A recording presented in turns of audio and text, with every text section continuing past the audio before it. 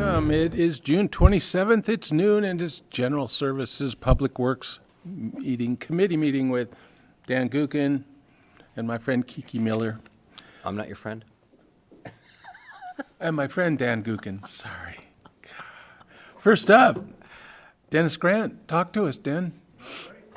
Good afternoon, council members.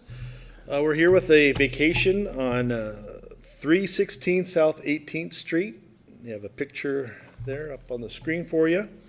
And what they're requesting is 10 feet of right-of-way to be vacated. It's Lot 5 and Lot 6, Block 4 of the Kazmaier addition. And the original plat was in 1907. And the right-of-way is 80 feet. We've had several on this street before. And I've tried to, but it's not happening. Okay. And we're just here to set the public hearing date. Staff recommends the council proceed with the vacation process as outlined in Idaho Code 50-1306 and recommend setting July 19th, 2022 as the public hearing date. All right. Questions? Yes, think you would. Dennis, do we know the zoning of that parcel? Well, it's most likely R12, but I don't know that for a fact. Okay, all right. That'd be good to know for the meeting. And the other question that I probably would ask at the meeting is, based on the picture, are we going to be requiring these people to put in a sidewalk? In this case, yes, because the neighboring lot has a sidewalk. So that's the rule then? If your Yeah. neighbors has one, then you have to extend it? Yeah. Okay, all right, thanks. Kiki, questions? Nope. Hearing none? Wait, sorry, Okay. just a comment, though.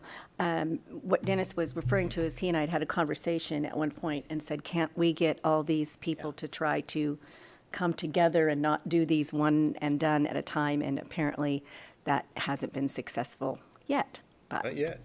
we can be hopeful for the rest of the street. Sure. We ought to just start charging them more money each time. I know we can't. All right, look for a motion, please. I'd make a motion to recommend that council set a public hearing for July 19th, 2022 regarding V-22-05, vacation of a 10-foot strip of right-of-way at 316 South 18th Street. Second. Moved in second. Other comments? Hearing none. All in favor? Aye. Aye. Consent calendar, good? Thank you. All right. Thanks, Dennis. That goes on the consent calendar, but it's still a hearing on the 19th. A consent calendar for the hearing. All right, thanks. Yeah. HDR Engineering, one of my favorite bills we pay every month. How are you? This is Mike Becker from the Wastewater Department. Welcome, Mike. Good afternoon, council members. The sun's out, and because of that, I'll be everyone's friend. But I'll tell you what, let's talk about the wastewater department's request for contract amendment number 2. This is to our solids handling project, more specifically for the additional professional engineering services associated with the project. My staff report, which should be before you, has a rough history. In the past 2 years, we have been working with HDR on various facets of this project. Fast forward to today, we have a partial centrifuge on storage at the treatment plant, and we're ready to go on this project. So, in compliance with our facility plan, because it's been 2 years in the making, this project has now progressed to include additional provisions to mitigate the odors that's associated in the solids handling area. That's on the south side of the treatment plant, next to the Centennial Trail and the Spokane River. What you see before you is the solids handling building on the right as it appears today. Up here in this area is our centrate tank. We pump our centrate. When we squeeze out the biosolids, the liquid goes into that tank. There's no top to it. It's open to the atmospheric conditions. So we propose to put a floating cover there. Why a floating cover and not a permanent cover? Gas. The master plan shows that area is going to be designated for a future digester number 6. That will probably be about 20 years down the road. These covers ironically have a 20-year life. Again, it depends on the flow that we receive at the treatment plant. This amendment also covers what we show here on the left, a future loadout area. As you can see on the right-hand side, we have no walls. Guess where the smell comes from? So on the left, we propose to enclose that and actually pipe the odors to a separate odor control facility. It also will include a second story up here. That second story will give us provisions for expansion for any other dewatering equipment that we may need in the future. And it also gives us a larger loadout facility.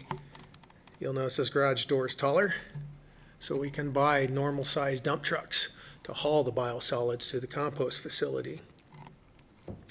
This amendment also includes pre-qualifying the general contractor that's going to do all this work.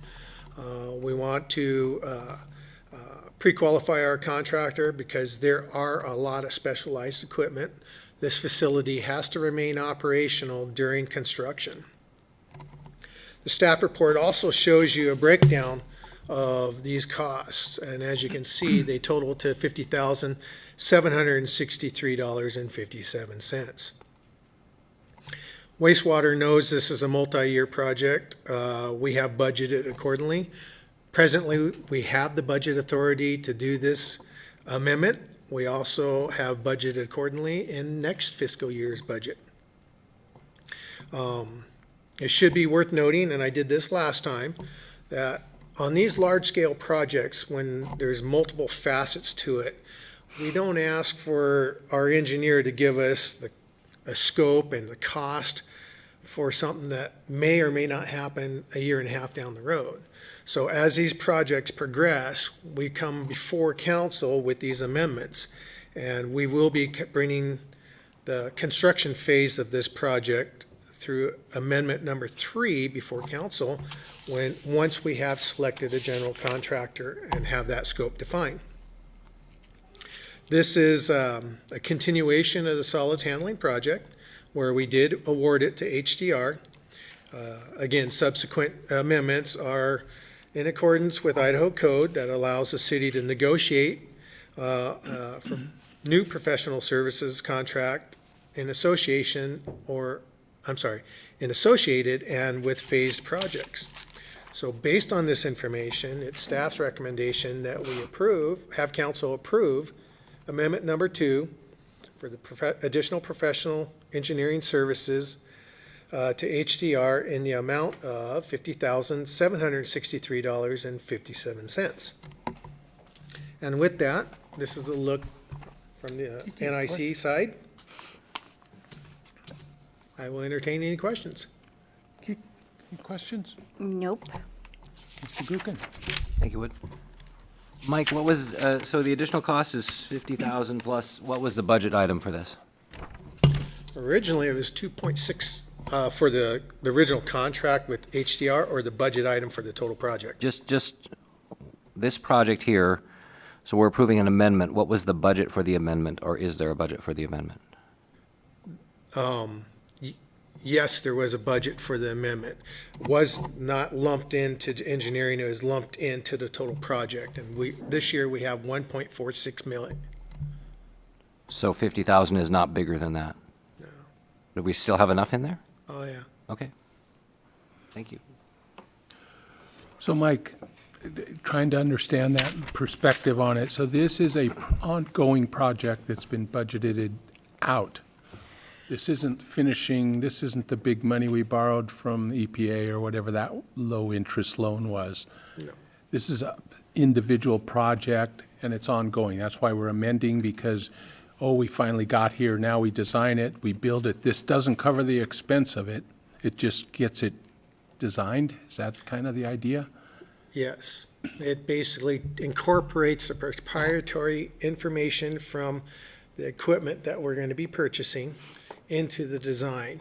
And now, with our facility plan said, hey, by this time, you should be addressing odor control over there. So now we've reached that point where we're throwing it into this project here. So it was long-term outline budgeted for odor control to occur a couple years after we replaced the belt filter press.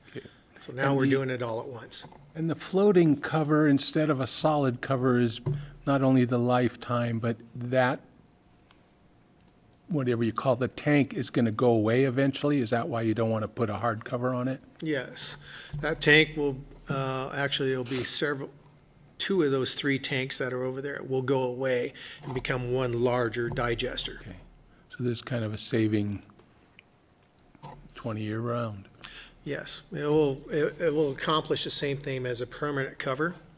The floating cover rises and falls with it, the water surface that's inside that tank.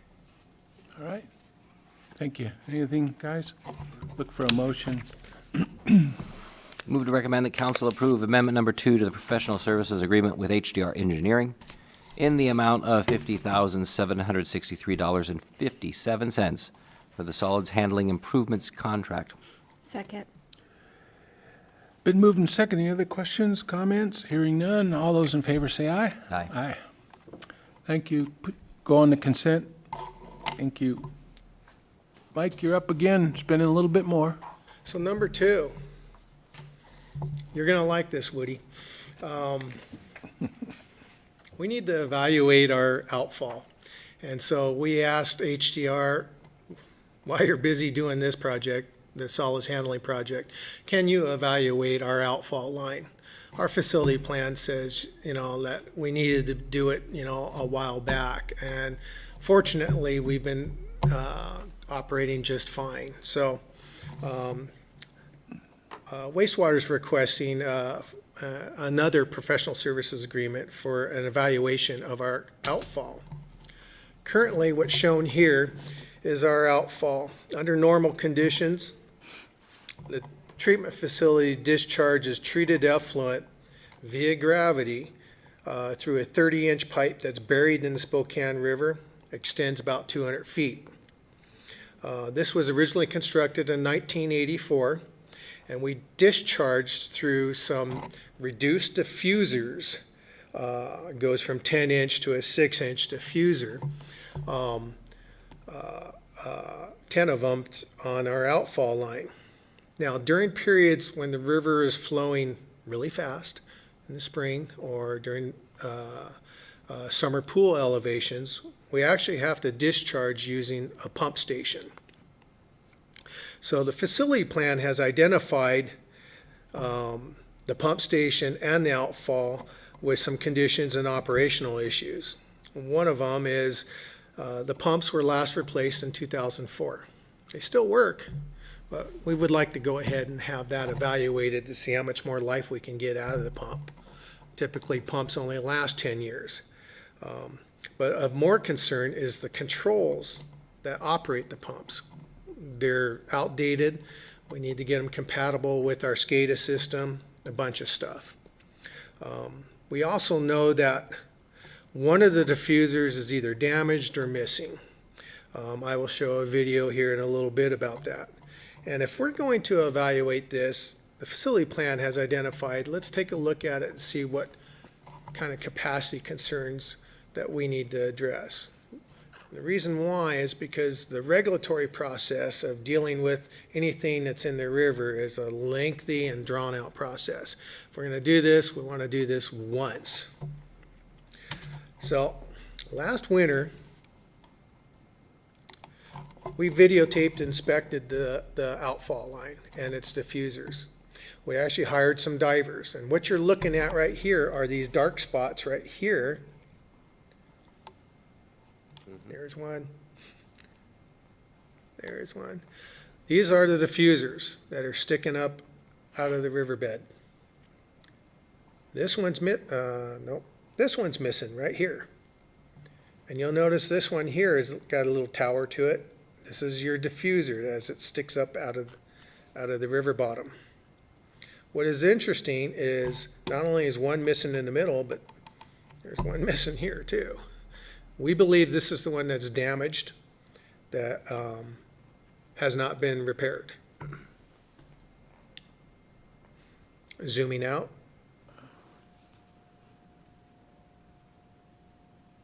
This is a lot faster on my computer. So with that, I sketched a profile of what we're looking at.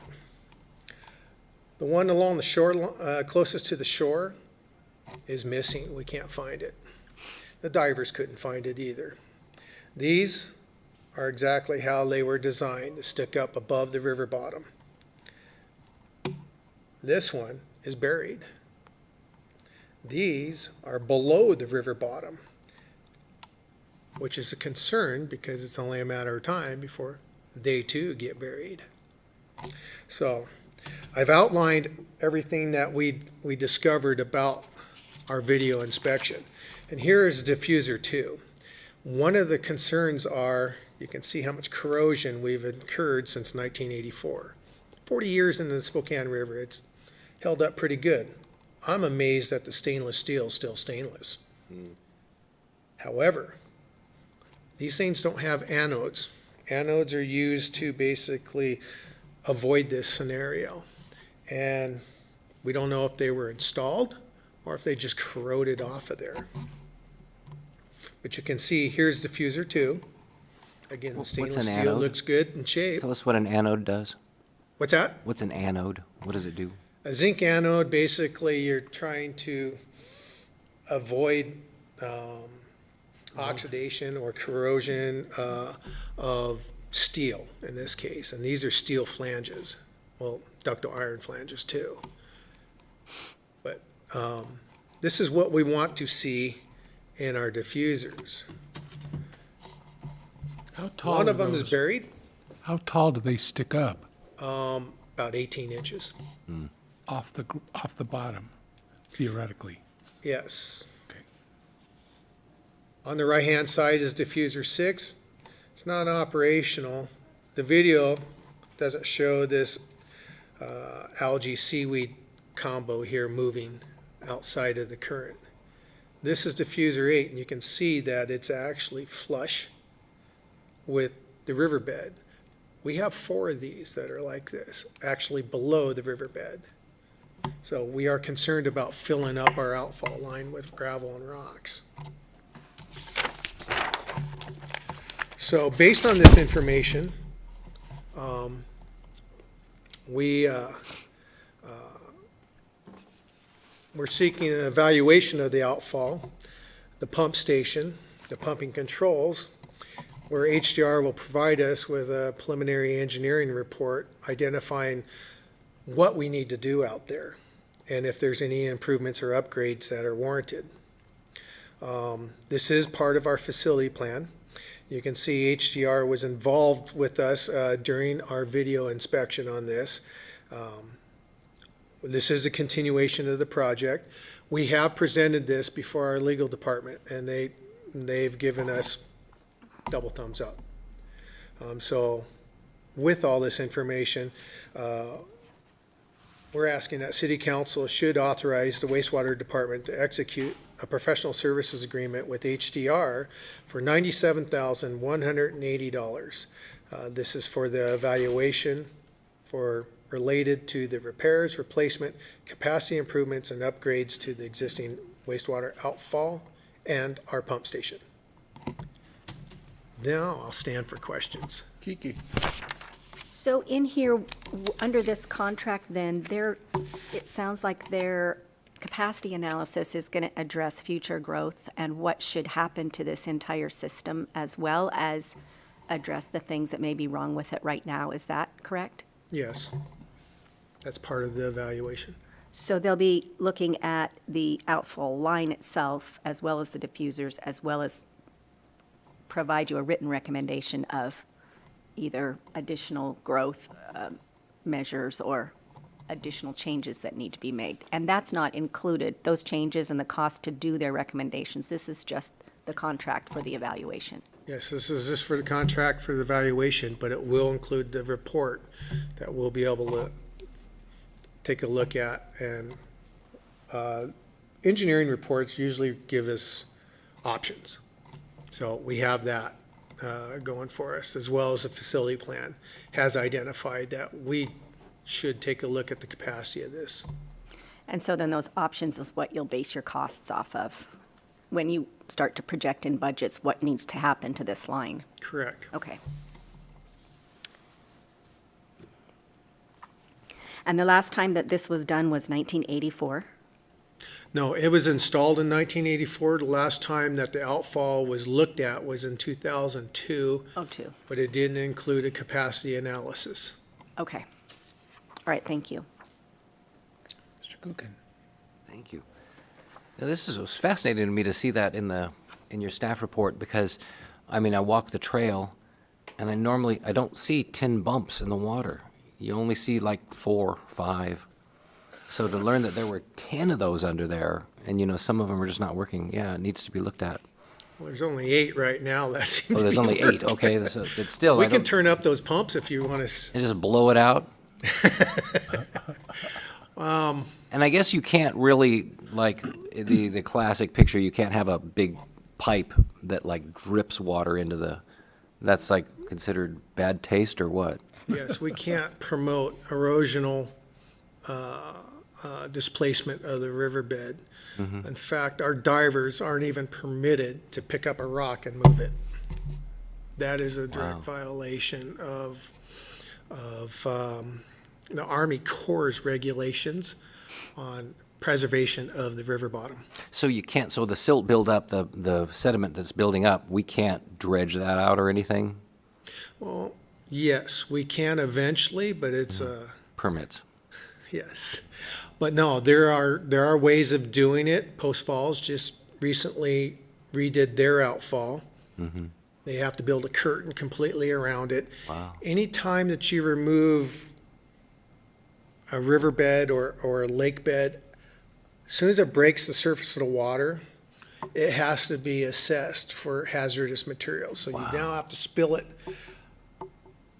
on land where you've captured the water, captured the sediment, draw samples, determine whether or not there's hazardous materials in that sediment. It's a lengthy process, and Silver Valley's doing it presently right now. We're hoping we can do the same thing where we don't necessarily need to do something extravagant like what Post Falls did. Post Falls took 10 years to get theirs to the finish line. Now, part of it was because the city wasn't sure which direction they wanted to go. But I've learned a lot about what we can and cannot do in the river right now. So based is on this. is the goal of this eventually that we want to prevent the sediment from building up and burying them again, or is that just an inevitable thing we have to plan for?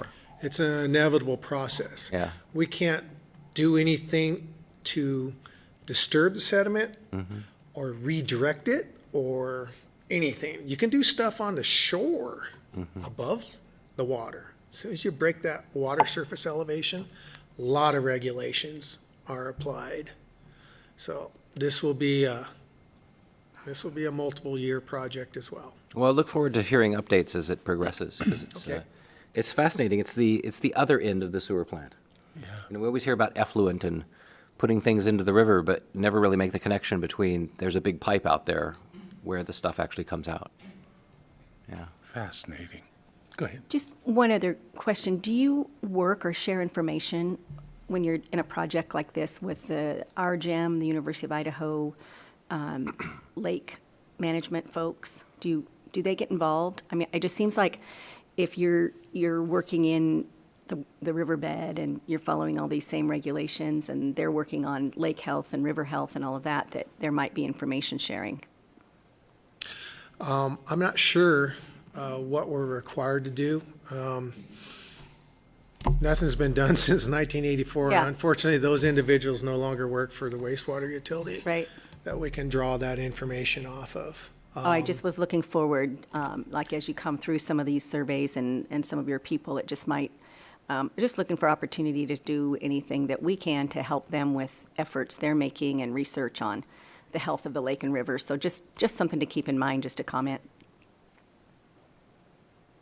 So I have a few questions. So is the end of the pipe plugged? Is it just, there's no opening at the end? Everything comes out the diffusers, right? Yes. Can a diffuser be replaced? Yes, we presently have 10 diffusers that are no good. They bought twice as many to replace them because we weren't sure how they would last. Well, rubber doesn't last 40 years apparently, so it disintegrated on us when we tried to look at them. Well, we touched them, but they literally just broke apart. So how much actual of the effluent goes into the river a year? In gallons, or is it quarts? Or I know that we get it really clean, right, through the technical side of what we actually end up putting into the river. Yes. Isn't it cleaner than the river? Have I heard that story? We like to pride ourselves that we are help cleaning the river by diluting it. So if you go upstream, inherently, you find some constituents at elevated levels. I won't go and say that, that we're cleaning the river, because we're actually adding clean water to it, and it's super clean water. We're presently meeting exceeding our discharge limits out there. And so by adding that cleaner water, we hear the term dilution is a solution.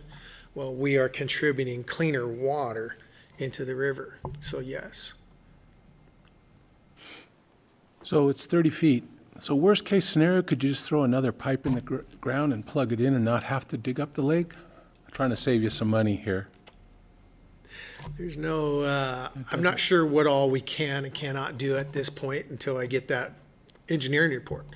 But our thoughts were that we would parallel this pipe with another pipe and diffusers and have some way of either isolating it or what. That way we can discharge out of one while we clean the other, vice versa. But at the same time, again, keep in mind, what we do is basically discharging it out there, we're diffusing it. So in other words, the reason why it goes from a 10-inch to a 6-inch is we were hoping that enough I'm sure that the engineers at that time were hoping enough pressure would help push water out without letting rocks go in. Makes sense. If it's flowing via gravity, we're not entirely convinced that there's that much pressure to avoid that. So we're looking at other technologies. Again, that was 40 years ago that was like, cool, let's do this. All right. There should be something different right now that we can do that will dissipate the energy of erosion from when we fire up the pumps, but also accommodate all of our master plan flows that we're anticipating that will come into the treatment plant. I think it's a cool project. So I'm going to ask you, the last thing is, it all kind of reminds me of the old purple pipe. Can we be using that water to landscape on the trail and things like that? We've talked about that in the past. Could that be part of this study, that they go, well, what would it take to treat it and use it and not have to put it in the lake other than maybe in the winter? So, yes, reuse, we're hitting Class A standards. So yes, we can reuse it. It's still purple pipe and still reclaimed, reused water. Yes, we can. The facility plan actually identifies that as an option. It too is a lengthy process. Right now, it doesn't cost us anything, outside of firing up the pump during high summer pool elevations or when the dams are fully open. The rest of the year it runs via gravity, and so it's free. And so, yes, if we went to reuse, we're going to have to look at that as being an additional cost. And there's certainly an option for that. That's above my pay grade, though. That's all I've got. Any other questions? Look for a motion. I would make a motion that we recommend to council approving the professional services agreement with HDR Engineering in the amount of $97,180 for the wastewater outfall evaluation. Second. Moving second, any other questions, comments? Thanks. It was Thank you. Interesting, we learned a lot. All in favor, say aye. Aye. Consent, good? I see that. Thank you. Great presentation, man. Pretty cool. That's, love, that stuff fascinating me. And with that, I look for an motion to adjourn. Motion to adjourn. Second. Second, all in favor? Aye. Have a good rest of the summer. We'll see you next month. We are adjourned. Thank you, guys.